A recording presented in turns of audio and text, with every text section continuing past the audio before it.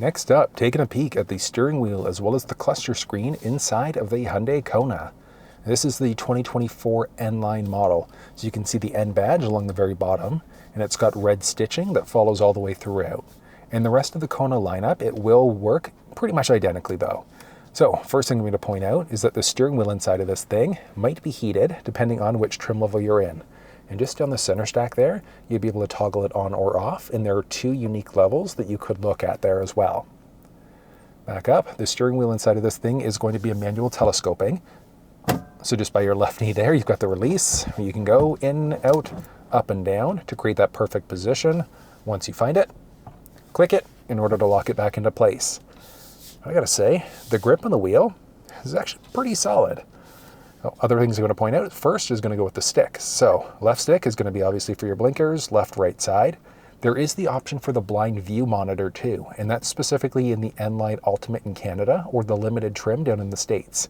So when you hit your blinker to go left and right, it utilizes the side mounted cameras to show you what's going on right inside the cluster screen. It's pretty neat. But for everybody else that doesn't have that feature, it's just going to work like your traditional left versus right. You could also go into an auto high beam mode there. And what that means is that if the vehicle recognizes somebody's oncoming, it's going to have your high beams dimmed automatically before bringing them back on. And you can just flip them off that way, or you can flash your high beams. If you wanted to permanently lock your high beams out instead, what you're going to do is get out of the auto mode. So there's a switch along the outside there to go between different modes. Auto is where you're going to want to be the majority of the time, but you can go into that full on mode instead. And then if you push away, that's going to turn your high beams on, and then you pull back towards you in order to turn your high beams off. The stick on the right hand side is going to be for your wipers. If you're in the intermittent mode, how fast or slow are you going? And then you can also adjust your rear window wipers there as well. You're going to pull in towards you for that front wiper fluid. You're going to push away for the rear. This thing has the option for paddle shifters too. And the paddle shifters inside of this thing are amazing. But if you've never used paddle shifters before, it's straightforward. Minus if you wanted to be able to drop a gear in order to give yourself more power, or if you wanted to rely on engine braking, plus if you wanted to increase your gear. But if you want a full walkthrough, like how to actually use paddle shifters, you'll find that walkthrough down in the description of this video. You've got a series of other buttons on the outside here.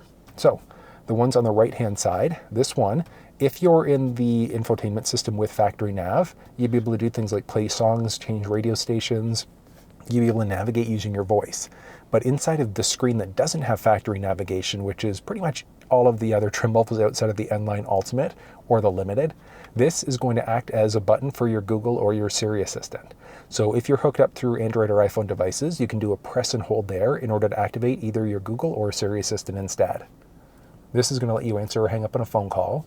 You've got a volume rocker there, so you're just going to go up and down this way, and then you can also push in order to be able to mute out your audio that way instead. So it's pretty neat. So if we go through audio, let's click through FM there. So you can go up and down. Oh, I'm not on a station, so I guess it would help if I choose one. Let's go. Rock.fm. Nice local station there. So yes, you can go up and down this way, or you push in order to be able to mute out instead. From there, you've also got this button if you wanted to be able to go between all of your individual stations. So you can see there, it's seeking me between all of the different stations on FM. You can go up that way instead. You could push the mode button. You could push the mode button there if you wanted to be able to jump between all of your different modes. So AM, FM, Sirius XM, if you had your phone hooked up and things like that, you could adjust that way. And then there's another unique steering wheel button mode that you can have it set up to do a few other things. So do you want it to turn media on or off, go to your home screen, and a boatload of other options. But if you want to walk through on the infotainment system specifically, you'll find that in the description of this video. Now the pad along this side, there are a few other buttons that you need to know. So this is a basic pages button that's going to let you get through the two individual pages there. From there, you've also got this little scroll wheel, and that lets you scroll up and down between different things. But I'll zoom in to show you how all these work in a second. These ones, well, technically these ones are going to be for your adaptive cruise. So you can toggle your smart cruise control system on that way once you start driving, and then you can either increase or decrease 1 kilometer or 1 mile per hour at a time. you can cancel and resume. So let's say if the car in front of you is slowing down, your car will slow down. But if it brings you down to a complete stop, you can push up to keep on going and resume your set speed. You could press the accelerator in order to reset your set speed as well. And then you can also press there in order to reset. And then if you wanted to just cancel out temporarily, you could push that, or you could hit the brake instead if you wanted to.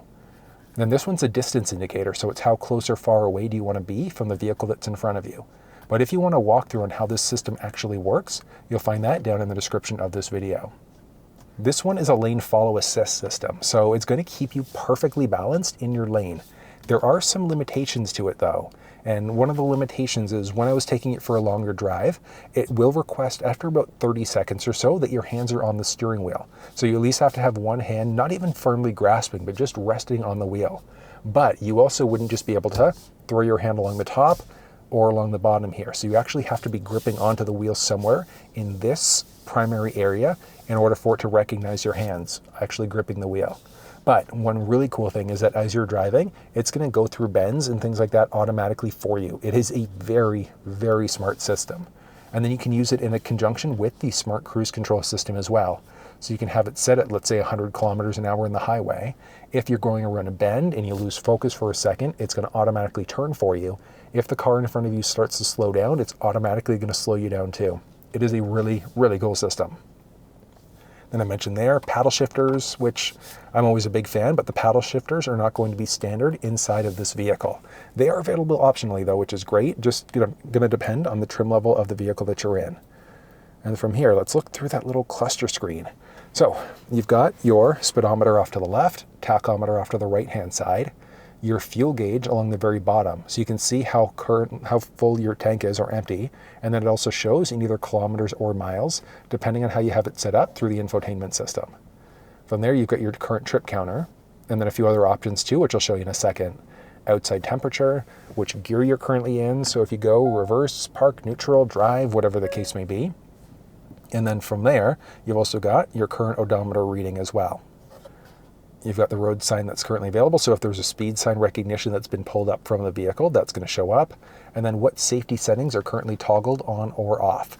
Now you can see there they're grayed out, but they're not green. And that's because I'm parked right now. But if you were driving and it recognizes the lane markings, that's going to go green automatically, keeping you perfectly balanced in your lane. Again, very, very smart system. And then from there, you may have noticed that we've got the trip counter and then a few other options. So there are two individual pages. So it's either going to be this basic setting page or your trip counter. And then trip counter gives you a few options. So it's current trip, since refueling, since reset, tire pressure, and then which wheel is getting which amount of power. So this one is the all-wheel drive version. So as the wheel gets different amount of power as you drive, it's automatically going to show you which wheel has which amount of power there. And then this thing also has all-wheel drive lock. So if you're going off-road, slippery conditions, whatever the case may be, you can permanently lock it out to all-wheel drive if you'd like to.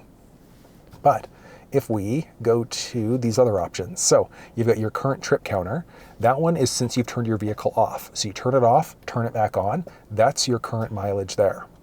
This one is since you've last refueled the vehicle. So you go to a gas station, fill up. This is going to be the default view that you'll see every time you fill up. And then since your last reset. So if you've never reset, this essentially is going to be a total trip counter.